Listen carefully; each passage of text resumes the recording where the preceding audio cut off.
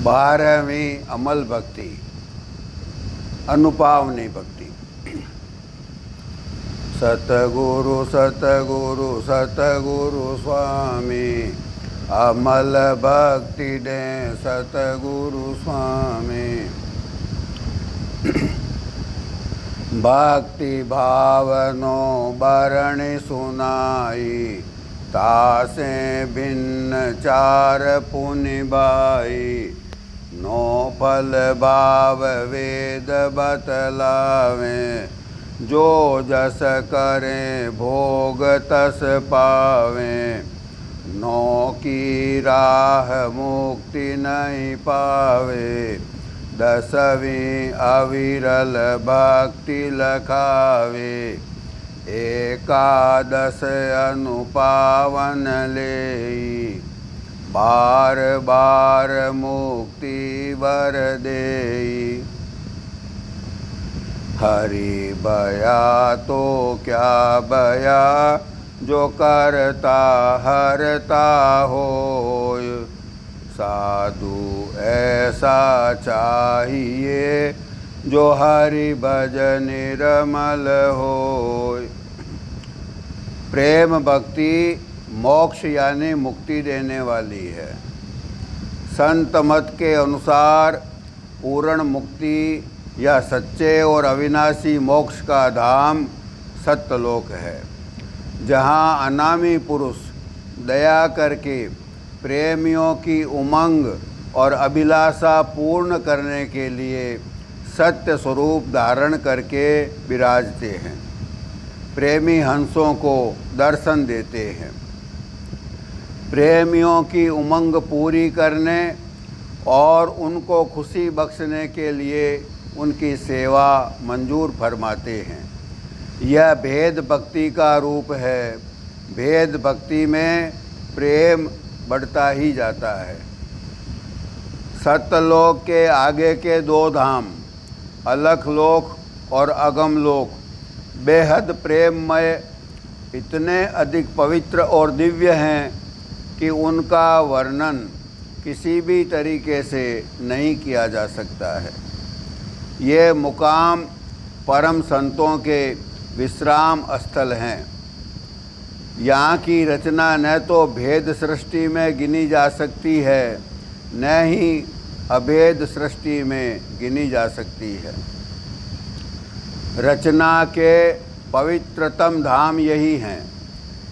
इसके भी ऊपर जो सबसे परे का धाम या ठिकाना है, उसे किसी प्रकार का धाम या मंडल या ठिकाना या पद या कैसी भी संज्ञा नहीं दी जा सकती। निज धाम या अनामी धाम तो अभेद मुक्ति का मुकाम है, और अलख लोक और अगम लोक की रचना अमल भक्ति की रचना है। भक्ति नाम प्रेम के प्रबल आकर्षण का है। यहाँ उसी पवित्रतम प्रेम का साम्राज्य है। सभी संत सूरतें या हंस प्रेम में निमग्न उसी प्रेम सिंध का रूप ही हो रहे हैं। इसे यों समझा जा सकता है कि जैसे मछली जो समुद्र में रहती है, उसका जल से प्रेम है। ऐसी रचना हो कि जब मछली के उमंग उठे तो वह समुद्र में तद्रूप होकर समुद्र बन जाए। यानी जब उमंग और मौज हो तो वह प्रीतम में मिलकर प्रीतम ही बन जावे, और जब उमंग प्रेम के मिठास को महसूस करने की हो, प्रेम की मधुरता चखना हो, तब वापस मछली बनकर प्रेम जल में किलोल करे, यानी कि प्रेमी आशिक बन जावे। यानी वहाँ की संत सूरतें अपनी प्रेम की उमंग और हिलोर में कभी प्रीतम रूप और कभी प्रेमी रूप में किलोल करती है। यहाँ प्रेम निर्मल शब्द के रूप में है। सलिताजिमि सिंध सिदारी, सूरति रत शब्द बिचारी। जह सुन्नन सुन्नी न्यारी, मत मीन महासुन पारी, नहीं गुण निर्गुण मत झारी, निज नाम निअक्षर भारी, जहाँ पिंड ब्रह्मंडन तारी, तुलसी जय सुरति हमारी। भेद भक्ति यानी नवदा भक्ति, ज्ञान भक्ति और फिर प्रेम भक्ति में जो प्रेम तड़प और बेकली थी, जो विरह की तपिश थी, वो इस 12वीं दशा में आकर प्रेम के अथाह सागर जैसी धीरता, गंभीरता, गहराई और परम शांति को प्राप्त हो गई। ऐसे प्रेमियों के रोम रोम में प्रीतम बसे हैं और जर्रे जर्रे में वे अपने प्रीतम को ही देखते हैं। निर्मल शब्द की रचना की शोभा या शब्द का जलवा या सत्य देश के सत्य शब्द की असल महिमा और जौहर इन्हीं मंडलों पर है। यह अमल भक्ति और उसका धाम इतना अधिक पवित्र है कि उसकी केवल चर्चा मात्र करने से और उसको प्रेम से याद भर करने से ही हम समस्त पाप ताप विकार से परे और निष्कलंक बनते हैं। वहाँ के शब्द की झनकार एक बार में ही हमारे आवागमन के बंधन काटने वाली है। वहाँ के शब्द की अद्भुत धुनों का कोई नमूना इस दुनिया में नहीं है। आशिक हिक्कव जूझो कीता, रोज कयामत ताई हूँ, विच नमाज रकुव सजूदे, रेंदे संजस बाही हूँ, ऐथे ओथे दोई जहानी, सब फिकर दिया जाई हूँ, अरसातों से मंजिल अग्गे, पैदा कम्मति नाई हूँ। प्रेमी कलमे से एक बार ही वजू करते हैं, जिसका असर कयामत तक रहता है। वे दिन रात बंदगी में रहते हुए मालिक की चौखट पर सिर झुकाए रहते हैं। दोनों जहानों में प्रेमियों के लिए हर एक जगह ही मालिक की बंदगी का स्थान है। मालिक के प्रेमियों का मुकाम तो गगन मंडल की ऊंचाइयों से भी कई 100 मंजिलें परे है। यह अमल भक्ति सदैव ही समय और स्थान यानी देश और काल के निमित्त के परे है। देश और काल के निमित्त नीचे समाप्त हो जाते हैं। आगे केवल एकमात्र अपना प्रीतम सत्य शब्द और उससे अपना प्रेम का अगाध रिश्ता, जिसका कि कोई वार पार नहीं है, वही शेष बचता है। ऐसे निर्मल प्रेमियों के लिए ये कोई बंदिश नहीं है कि वे कहाँ रहे। सच्चे संत जगत में जब पधारते हैं तो उस समय भी वे परमात्मा में समाये रहते हैं। सद्गुरु शब्द की भक्ति यानी शब्द के अभ्यास की इतनी भारी महिमा है कि इसी सत्य शब्द के अभ्यास से इस सद्गुरु नाम में प्रेम से सुरत परमात्मा की जात में विलीन होने के लायक सुपात्र बन जाती है। सत्य देश के सद्गुरु शब्द के अभ्यास को ही केवल इतनी भारी महिमा है कि इसी नाम के प्रताप से सुरत जीवात्मा काग दशा से इतनी ऊंची कि निर्मल हंस की दशा को हासिल कर सकती है। दूसरा कोई साधन यहाँ तक नहीं पहुँचा सकता। गोस कुतबहन उरे उरे रे, आशिक जान अगेरे हूँ, जहड़ी मंजिल आशिक पहुँचन, गोसन पावन फेरे हूँ। आसिक विच विशाल देर दे लामकानी डेरे हूँ। मैं कुर्बान तीनों ताजिन्हा जातो जात बसेरे हूँ। कर्म कांड और बाहर मुखी साधन करने वाले उरले ही रह जाते हैं।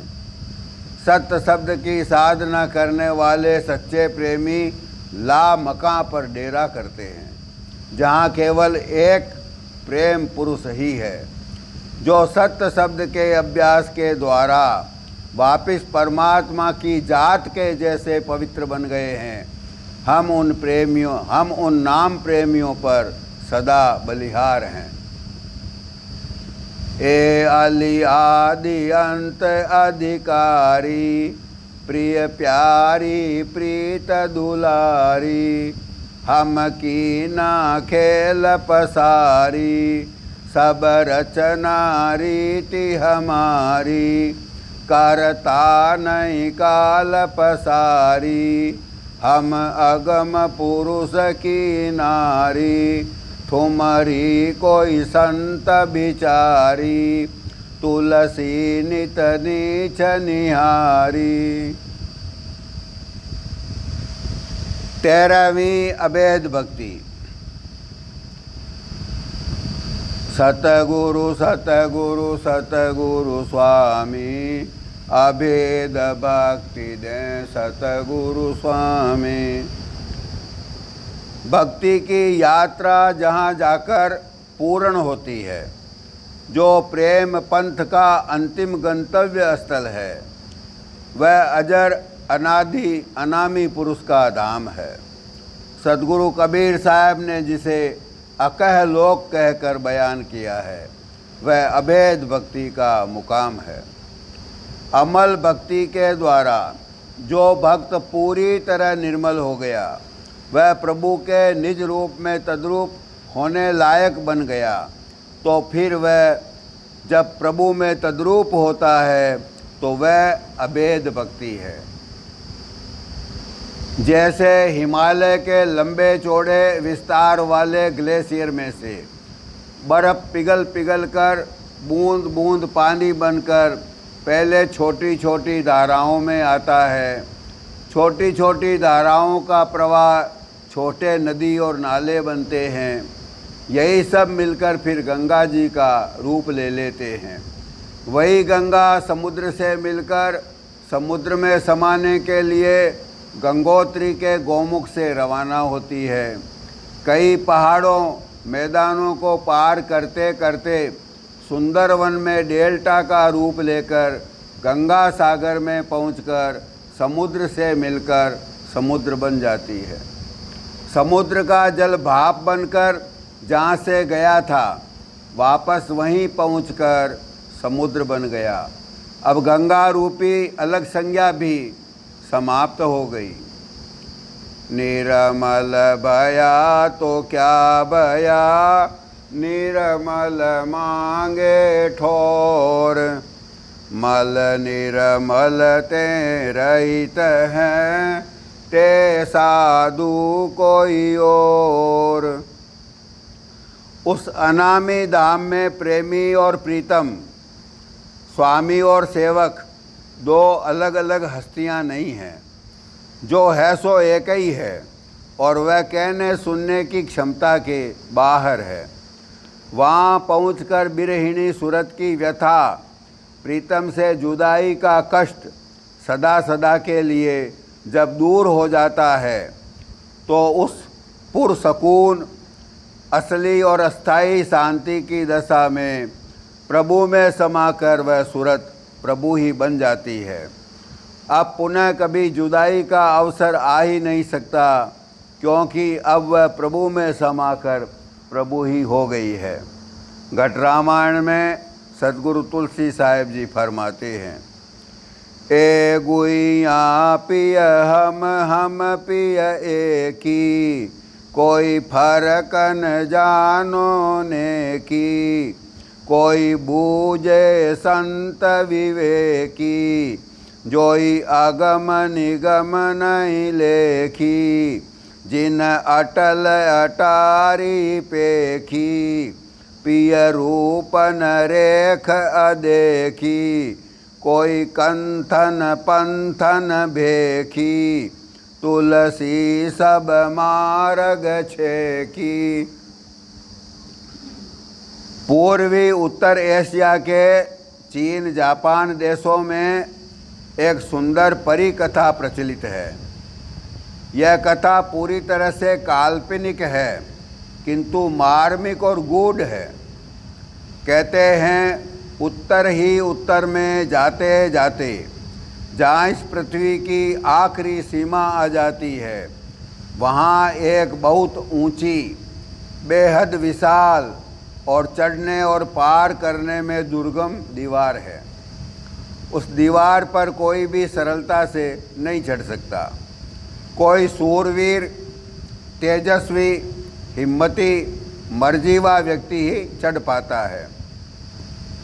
इतनी कठिनता से जीवित मृतक होकर जब कोई उस दीवार पर चढ़कर दीवार की परली तरफ की रचना में झांकता है तो उस पार की अद्भुत, विचित्र, सुखकारी, आश्चर्यमयी रचना को देखकर इतने ज़ोर से हंसता है, इतना खुश होता है, ठाठे मार मार कर हंसता है कि फिर वह हंसता ही जाता है और उसकी हंसी फिर कभी रुकती नहीं। हंसते हंसते वह बावला और पागल जैसा हो जाता है। उस दीवार का नाम उस परी कथा में कह कहा दीवाल है। जिन जिन ने उस कह कहा दीवार पर चढ़कर दीवार के पार की दुनिया देख ली, वे सभी दीवार के उस पार की दुनिया में कूदकर चले गए और खो गए। ढूंढने से भी फिर उनकी खोज खबर और उनकी हस्ती वापस कभी नहीं मिली। उनमें से कभी कोई वापस नहीं आया। सदगुरु पलटू साहब फरमाते हैं, पलटू दीवाले कह कहा मत को झांकन जाय, पिय को खोजन में चली आपुई गई हिराय। खोजने वाला भक्त जो अपने प्रीतम को खोजने उस 8वीं अटारी या 8वें महल पर पहुंचा तो वही वहां का जादुई दस्तूर है कि जो प्रीतम को खोजने के लिए गया वो खो गया। लौटकर प्रीतम का समाचार देने के लिए कोई आया ही नहीं। आएगा कौन? जो साबित बचे तो वह आवे। पानी में एक मिस्री की डली डाली गई। कुछ देर बाद ढूंढें तो अब वह मिस्री की डली तो ढूंढने से वापस मिलेगी नहीं। शास्त्रों में इस बात का एक सुंदर सा उदाहरण और दिया गया कि नमक की एक पुतली बनाई और नमक के पुतले को रस्सी से बांधकर समुद्र की गहराई नापने के लिए, समुद्र की था लेने के लिए समुद्र में उतारा। कुछ देर बाद पुतली गायब हो गई, नमक गल गया। न पुतली वापस आवे न समुद्र के तल का कोई समाचार और भेद हमें बतावे। यही भक्ति की पराकाष्ठा यानी अभेद भक्ति है जो ले जाकर प्रेमी को प्रीतम में तद्रूप कर दे। प्रेमी प्रीतम में ही खो जाए, पीछे केवल एक प्रीतम ही रहे। पूर्ण अद्वैत या पूर्ण वहदत। पलटू साहब जी आगे फरमाते हैं, पलटू कह कहा जिन झांका, उनका अब आवना क्या चाही। जिन्होंने अनामी धाम में पहुंचकर उन निज प्रभु का दीदार कर लिया, उनके लौट कर आने की अब क्या संभावना। अब नमक की पुतली का अस्तित्व नहीं है तो वापस कैसे आएगी। यह जीवात्मा सूरत प्रभु में लीन और तद्रूप और एकाकार हो गई, लेकिन वह बहुत सुखद स्थिति है।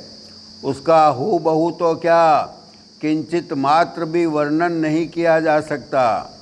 वहाँ प्रभु में तद्रूप होने का यह मतलब नहीं है कि प्रेमी सूरत उस प्रीतम प्रभु के मिलन का सुखद अनुभव नहीं कर सकती। वहाँ की रचना का वर्णन तो असंभव है। सदगुरु कबीर साहब जी ने फरमाया है, जो पहुँचा जानेगा वो ही कहन सुनन ते न्यारा है, करने नो दीदार महल में प्यारा है। उस अद्भुत सुख के सागर में प्रेमी गण अनंत और अविरल सुख में मगन रहते हैं। जैसे आँख और आँख की पुतली, जैसे धूप के मध्य में मृग मरीचिका, जैसे जल और जल की लहर। धूप और मृग तृष्णा दो नहीं हैं, वहाँ स्वामी और सेवक दो नहीं हैं, केवल प्रेम सुख के अनुभव करने के लिए दो हैं। संतों ने फरमाया है, मिले एक संगा नहीं भिन्न अंगा, करे यो विलासा धरे भावदासा, जो मृग तृष्णा धूप मंजारी, एकमेक अरुदी से न्यारी, त्यों ही सेवक स्वामी एका, सुख विलास यह भिन्न विवेका। उस अभेद पद पर सेवक और स्वामी का रूप या जात या उनकी राशि में किसी भी तरह की कोई भी भिन्नता नहीं हो सकती। फिर यह भी कहा जाता है कि वहाँ प्रभु अपने आप में लीन है, और यह भी कह दिया गया कि वहाँ प्रीतम और प्यारी सदा फाग खेलते हैं। सभी बातें पूरी तरह से सही है, ये बातें अलग अलग नहीं हैं। वहाँ की रचना इसीलिए अद्भुत और कहने सुनने के परे की है। तेज पुंज की सुंदरी, तेज पुंज का कंत, तेज पुंज की सेज पर दादू बण्या बसंत, पुहुप प्रेम बरखे सदा हरिजन खेलें फाग, ऐसा कौतिक देखिया दादू मोटे भाग। हरिजन खेलें फाग, पहले कोई सच्चा जन बना, उसका आपा यानी अहंकार का बीज ही सतगुरु नाम के अभ्यास और नाम के प्रताप से नष्ट हो गया। वही मोटे भाग वाला मर्जी व दास प्रभु की उस सुख लीला, प्रेम लीला और आनंद लीला का सहभागी बनता है। इसी प्रेम लीला के सुख को अनुभव करने के लिए, प्रेम के विस्तार के लिए यह तमाम रचना रची गई है, जिसमें पहले जुदाई है, वियोग है, वियोग का दुख और तड़प है, फिर मिलने का प्रयास यानी भक्ति है, और आखिर में प्रीतम में लय यानी तद्रूपता वाला अखंड मिलन सुख है। सेव्य को जाय के दास ऐसे मिले, एक सो होय पे एक वे न मिले, आपनो भावदा सत्व छोड़े नहीं, सो परा भक्ति है भाग्य पावे कहीं। उस मिलन या अभेद भक्ति को कुछ कुछ यूँ समझा जा सकता है, जैसे समुद्र में कहीं कहीं समुद्र ही जमकर हिमखंड बन गए हैं। वे न तो समुद्र के जल से भिन्न हैं, न उनका रूप स्थायी है। जल में हिम और हिम से जल समुद्र में बनता और मिटता रहेगा। यही सेवक और वही स्वामी हैं। सेवक सेव्य मिलो रस पीवत, भिन्न नहीं अरु भिन्न सदाई, जो जल पिंड धर्यो जल बीचसु पिंडरु नीर जुदे कछु नाई। जो द्रग में पुतरी द्रग एक नहीं कुछ भिन्न रु भिन्न दिखाई। सुंदर सेवक भाव सदाय भक्ति परा परमात्म माई। अभेद भक्ति सच्चे मालिक के भीतर ही है, बाहर या जुदा या अलग कुछ भी नहीं है। अभेद है इसलिए प्रभु में ही हैं, उसी में समाये हुए हैं, किंतु साथ में भक्त भी हैं। इसलिए प्रेम रस को चखने के लिए सेवक दास या प्रेमी बने हैं। वह प्रभु अविनाशी हैं तो सेवक भी अविनाशी है। यह कहना भी पूरी तरह से उस दशा का ठीक वर्णन नहीं हो सकता। सेवक भी अविनाशी है यह कहने की ज़रूरत ही नहीं है। सेवक तो स्वामी ही हो गया है। मिश्री की डली गल गई और गलकर पानी को और ज़्यादा मीठा बना गई। हरि में हरिदास बिलास करे, हरि सो कबहू न बिछोह परे। हरि अक्षर त्यों हरिदास सदा, रस पीवन कूय भाव जुदा। सृष्टि का मूल भाव या मूल उपादान यही एकत्व या एक का भाव या एकता है, जिसे एक ही संपूर्ण और परिपूर्ण सत्ता कहा जा सकता है। यही हकीकत है और रचना इस हकीकत के हक का पसारा है।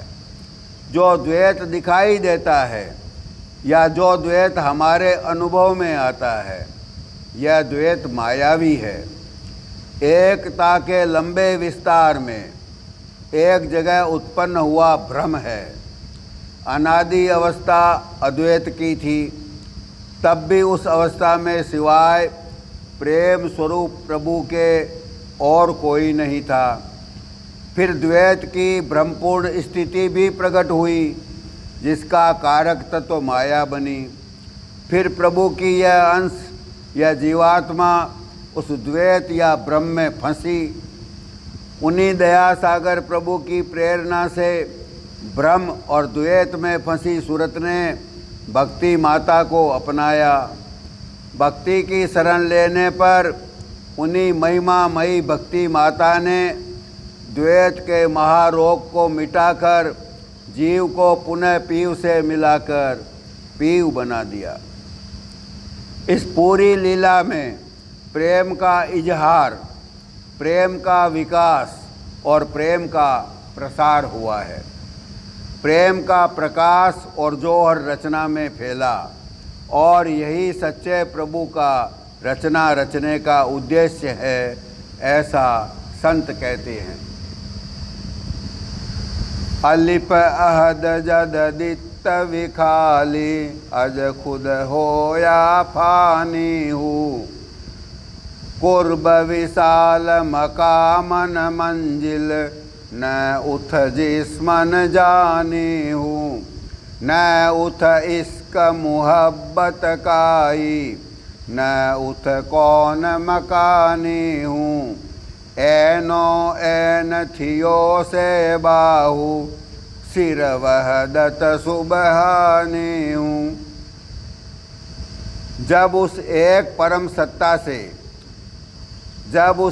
परम सत्ता ने अपने आप को जाहिर किया, मैं अपनी खुदी को खोकर उसी में समा गया। तब कुछ न रहा, न नज़दीकी, न मिलाप, न पड़ाव, न मंजिल, न शरीर, न आत्मा, न प्रेम, न प्यार, न जुदाई, न हद, न बेहद। असल में समाकर मैं असल ही हो गया। उस अवस्था को प्राप्त कर मेरी अलग हस्ती या वजूद समाप्त हो गया। परम प्रभु में समाकर मैं रब्बी वहदत के राज का जानकार हो गया। ऐसी अभेद दशा का जरिया इश्क यानी प्रेम बना। प्रेम वह चिंगारी है जिसके रोशन होने पर एक प्रीतम बचा और सिवाय उसके बाकी सब जलकर खाक हो गया। उन जलने वाली वस्तुओं में मैं और मेरा तमाम वजूद, मेरी पूरी दुनिया जलकर खाक हो गई। अब मैं तो यह मेरा स्थूल तत्वों से बना जिस्म भर हूँ और मालिक इसकी जान है। यानी मेरे तन का संचालक या चलाने वाला मैं नहीं, मेरा प्रीतम है। प्रेम की गली इतनी ही संकरी है कि इसमें दूसरे के समाने की जगह कहाँ है। जब राम अकेला रह गया, तन मन गया बिलाय। दादू बिरही तब सुखी, जब दरस परस मिल जाय। पिया चाहे प्रेम रस, राखा चाहे मान। एक म्यान में दो खड़ग, देखा सुन्यान कान। दिखाई सुनाई देने वाली संपूर्ण विविधता बड़ा धोखा या छल है। केवल एक सत्य स्वरूप सतगुरु दयाल, जो प्रेम स्वरूप भी हैं, केवल वही और उतना ही सच है। जब तक हम अविद्या के पर्दे में कैद हैं, हमें वह एक नहीं दिखेगा और उनके अनेक रूप दिखेंगे। यदि असलियत या हकीकत या सत्य को अनुभव करना हो तो हमें उस परम सत्य में विलीन होकर अपना आपा मिटाना ही होगा। हमारा आपा यानी अहंकार ही झूठ की दीवार है। उस परम सत्य का साक्षात करके ही हम भी अपने मूल स्वरूप को प्राप्त कर सकते हैं। हम भी सत्यवंशी हो सकते हैं, जो कि असल में हमारा रूप ही है। संतों द्वारा जारी किया गया सत्य शब्द का अभ्यास ही हमें परम सत्य से मिला सकता है। जब तक ऐसा न होगा या ऐसा न किया जाएगा, तब तक हम बदजात हैं। जहाँ जहाँ जात न थी वे बाहू, ता कम जात सदीवे हूँ। जाति नाल सिफाती नाई, ता ता हक्कल बीवे हूँ। अंदर भी हूँ बाहर भी हूँ, बाहू कित्थल बीवे हूँ। जैंदे अंदर हूँ बदुनिया दी, मूल फकीर न थी वे हूँ। जब तक जीव को सच्चे प्रभु की सत्य व अविनाशी सत्ता की उपस्थिति का भरोसा और एहसास नहीं होता, तब तक वह अपनी असल जात का न होकर कमजात ही है। परमात्मा को अपने अंग संग केवल धुन्यात्मक नाम के सहारे से ही देख सकते हैं। मूल नाम की धुन अंदर व बाहर दोनों जगह व्याप्त है। घट में सत्य शब्द की दात को पाने वाले के लिए अब मालिक को और कहीं ढूंढने की ज़रूरत नहीं है। शब्द का अभ्यासी शब्द के अभ्यास से परमात्मा का रूप ही हो गया है। दुनिया के आकर्षण के रहते प्रभु को प्राप्त नहीं किया जा सकता। सच्चे प्रेमियों को ही प्रभु के उस निज दरबार में प्रवेश है। यानी प्रेम में फना होकर ही कोई जीवित मरने वाला उस प्रभु में तद्रूप होता है। यहाँ जीते जी मरने से मतलब अपने अस्तित्व को प्रेम में विलीन कर देने से है। जो जगत के लिए जगत की दृष्टि से भी जगत से नाता तोड़कर इनके लिए मृतक तुल्य हो गए हैं, साथ ही जिन्होंने अपना आपा यानी अहंकार मिटा दिया है, वह एक ही सत्य जीव के अंदर आत्मा रूप होकर और जीव के बाहर दुनिया रूप होकर मौजूद है।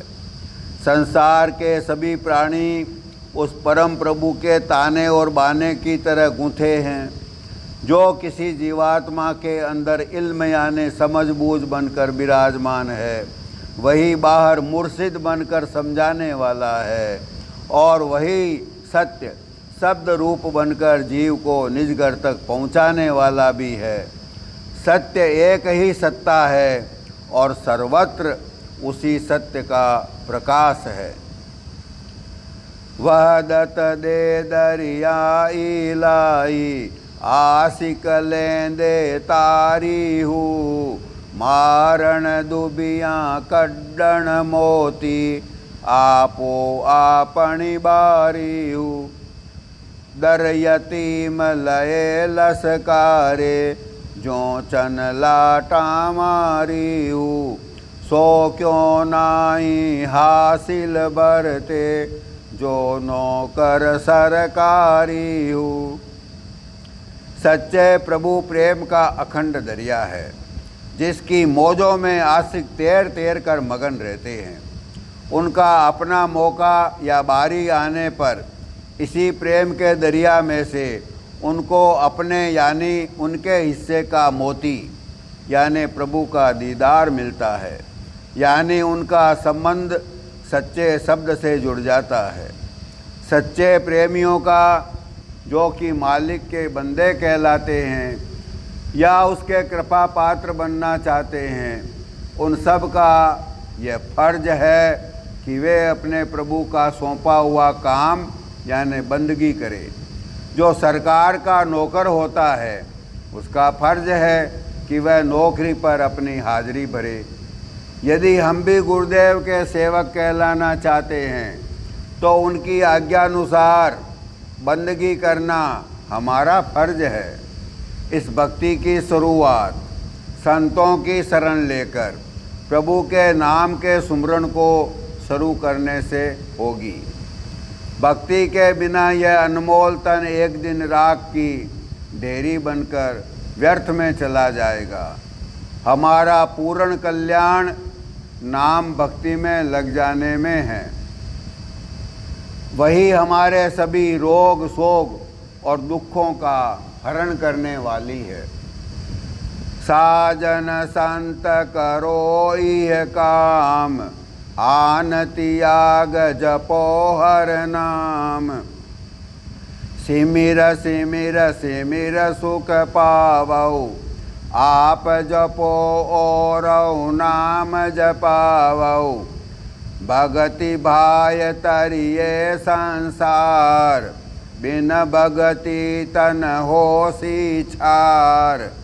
सर्व कल्याण सुख निदान, सर्व कल्याण सुख निधनाम। बूढ़त जात पाए विश्राम, सकल दुख का होवत नाश। नानक नाम जपो गुणतास। भक्ति के ये 13 प्रकार हुए। दरअसल में भक्ति प्रेम का लंबा रास्ता है और ये 13 उसके सोपान या भक्ति की निशानी के डंडे हैं। इनमें आपस में कोई विरोध नहीं है।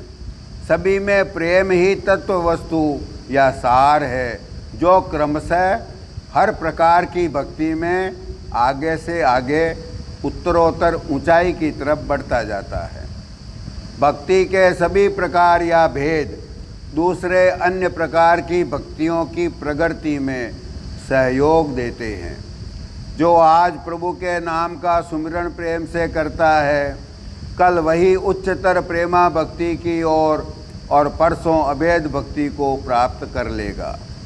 जो आज संतों का संग साथ और सेवा करता है, वह भविष्य में निर्मलतम अमल भक्ति का भंडार प्राप्त करेगा। सभी तरह के भक्त प्रेम के स्वरूप हैं, इसलिए सभी प्रभु के प्यारे हैं और भक्त जगत के भूषण हैं। प्रभु के दरबार में केवल इस एक बात का ही मूल्य है और भक्ति के बिना दूसरी किसी भी बात की प्रभु के दरबार में रत्ती भर भी गिनती नहीं होगी। गोसाई जी रामचरितमानस में स्वयं भगवान राम के मुँह से भक्ति की महिमा इस तरह करवाते हैं। भगवान सबरी से कह रहे हैं, जाति पाति कुल धर्म बढ़ाई, धन बल परिजन गुण चतुराई, भगतिहीन नर सोहई कैसा, बिनु जल बारिद देखिए जैसा। आप कहते हैं कि ऊंची जाति, खानदान, धर्म, बड़प्पन, मान मर्यादा, धन वैभव, बल, कुटुंबी जनों का संग और गर्व, सद्गुण और चतुरता जैसे गुणों के होते हुए भी बिना भक्ति यानी प्रभु के प्रति प्रेम के अभाव में ये तमाम गुण उसी प्रकार खोखले लगते हैं जैसे जल से खाली मेघ या बादल। भगवान ने कहा कि अलग अलग भक्तियों में से यदि किसी के एक तरह की भी भक्ति हो तो चाहे वह पुरुष हो, चाहे वह स्त्री हो या चराचर जगत का कोई अन्य प्राणी ही क्यों न हो, भले ही पशु पक्षी ही हो, वही मुझे अतिशय प्रिय है। भगवान फरमाते हैं, सोई अतिशय प्रिय भामिनी मोरे, सकल प्रकार भगति दृढ़ तोरे। ज्ञान, विवेक, वैराग्य और योग साधना का मार्ग सबके लिए समान रूप से खुला और उपलब्ध नहीं था। जो भक्ति प्रभु को इतनी प्यारी है, प्रभु से सीधे मिलाने वाली है, सबसे सरल है, जिसके अधीन ज्ञान विज्ञान सभी सद्गुण है, उसे संतों ने कलयुग में दया करके मानव मात्र के लिए समदर्शी भाव से सबको उपलब्ध करा दिया है। भक्ति गेंद चौगान की, भावे कोई ले जाए, कहे कबीर कछु भेद नहीं, कहा रंक कहा राव। रामचरितमानस में गोसाई जी फरमाते हैं, जाते बेगी द्रवाऊ में भाई, सो मम भगति भगत सुखदाई। सो सुतंत्र अवलंबन आना, तेया दीन ज्ञान विज्ञान। भगति तात अनुपम सुख मूला, मिलई जो संत होई अनुकूल।